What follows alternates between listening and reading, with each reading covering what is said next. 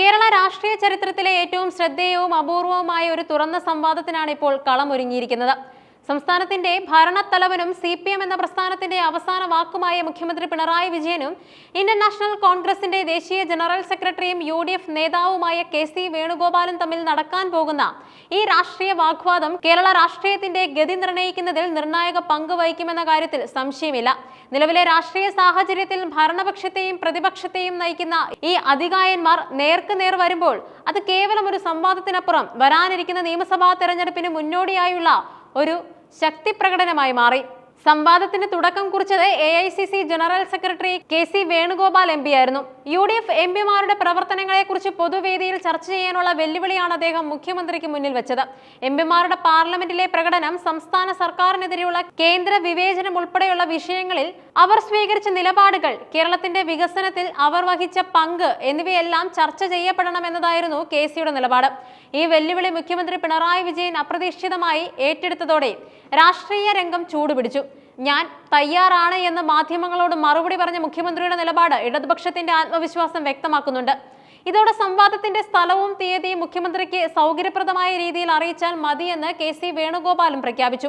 ഇരുപക്ഷത്തിന്റെയും നേതാക്കൾ തമ്മിൽ നടത്തുന്ന ഇത്തരം ഒരു സംവാദം സംസ്ഥാന രാഷ്ട്രീയത്തിൽ സമീപകാലത്ത് ഉണ്ടായിട്ടില്ല എന്നത് ഇതിന്റെ പ്രാധാന്യം വർദ്ധിപ്പിക്കുന്നുണ്ട്. സംവാദത്തിന്റെ പ്രധാന വിഷയം UDF MPമാരുടെ പ്രവർത്തന അവലോകനമാണെങ്കിലും ഈ ചർച്ച തീർച്ചയായും സംസ്ഥാന രാഷ്ട്രീയം, കേന്ദ്ര സംസ്ഥാന ബന്ധങ്ങൾ, വികസന വിഷയങ്ങൾ തുടങ്ങി നിരവധി തലങ്ങളിലേക്ക് വ്യാപിക്കും. അതിദാരിദ്ര്യ നിർമ്മാർജ്ജന പ്രഖ്യാപനവുമായി ബന്ധപ്പെട്ട് AK പ്രേമചന്ദ്രൻ, MK രാഘവൻ തുടങ്ങിയ UDF MPമാർ പാർലമെന്റിൽ ഉന്നയിച്ച ചോദ്യങ്ങൾ തദ്ദേശ തെരഞ്ഞെടുപ്പിൽ LDF ഒരു പ്രധാന പ്രചാരണ ആയുധമായി ഉപയോഗിക്കുന്നുണ്ട്. ഈ ചോദ്യങ്ങൾ സംസ്ഥാന സർക്കാരിന്റെ അതിദാരിദ്ര്യ നിർമ്മാർജ്ജന പദ്ധതികളെ ദുർബലപ്പെടുത്താനുള്ള ശ്രമമായിരുന്നുവെന്ന നിലപാടാണ് മുഖ്യമന്ത്രി പത്രസമ്മേളനത്തിൽ ആവർത്തിച്ചത്. സംവാദം നടന്നാൽ മുഖ്യമന്ത്രിയുടെ പ്രസംഗം പ്രധാനമായും ഈ വിഷയം കേന്ദ്രീകരിച്ചായിരിക്കും. സംസ്ഥാനത്തിന്റെ സാമൂഹിക സുരക്ഷാ പദ്ധതികളെയും UDF MPമാരുടെ ചോദ്യങ്ങൾ അതിലുണ്ടാക്കിയ അപാകതകളെയും പ്രതിരോധത്തിലാക്കാൻ ഇടതുപക്ഷം ശ്രമിക്കും. KC വേണുഗോപാലിന് പ്രതിരോധത്തിനായി നിരവധി വിഷയങ്ങൾ ഉയർത്തിക്കാട്ടാനുണ്ട്. ആഴക്കടൽ മത്സ്യബന്ധന കരാറുമായി ബന്ധപ്പെട്ട വിവാദങ്ങൾ, മണൽ ഖനനം, കപ്പൽ മുങ്ങിയത് ഉൾപ്പെടെ തീരദേശ മേഖലയെ ബാധിക്കുന്ന പ്രശ്നങ്ങൾ എന്നിവയെല്ലാം UDF MPമാർ പാർലമെന്റിൽ ശക്തമായി ഉന്നയിച്ച കാര്യങ്ങളാണ്.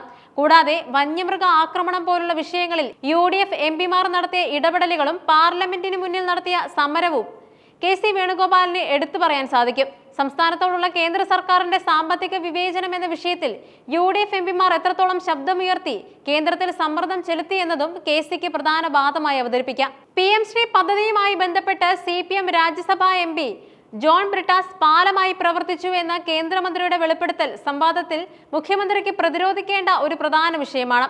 കേന്ദ്ര സർക്കാരിന്റെ പദ്ധതികൾ സംസ്ഥാനത്ത് നടപ്പാക്കുന്നതുമായി ബന്ധപ്പെട്ട് പ്രതിപക്ഷവും ഭരണപക്ഷവും തമ്മിൽ നിലനിൽക്കുന്ന രാഷ്ട്രീയ ഭിന്നതകൾ ഈ വെളിപ്പെടുത്തലിലൂടെ സംവാദത്തിന്റെ ഭാഗമാകും. 4 മാസങ്ങൾക്കപ്പുറം നടക്കാനിരിക്കുന്ന നിയമസഭാ തെരഞ്ഞെടുപ്പിന് മുൻപായി ഈ സംവാദം നടക്കുമെന്നത് അതിന്റെ രാഷ്ട്രീയ പ്രാധാന്യം വർദ്ധിപ്പിക്കുന്നുണ്ട്.